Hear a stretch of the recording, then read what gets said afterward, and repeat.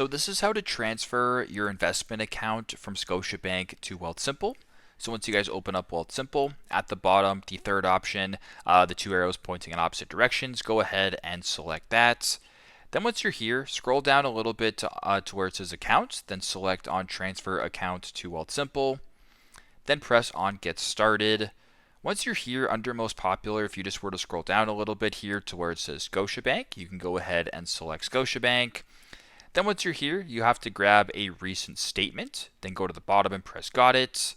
Once you're here, it's going to ask you where your Scotiabank investments are located. So there's Scotia iTrade, there's Scotia Securities, there's Scotiabank, as well as Scotia Wealth Management.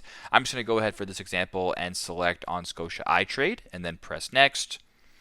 Then once you're here, you can either sign into Scotiabank for a faster experience, or you can go to the bottom and enter your information manually, which is what I will be doing for this video. Then on this page right here, you can select the type of account you are transferring. So you can scroll down and see the most popular, savings, other accounts, etc. For this demonstration, I will just select on the TFSA and then press on Next.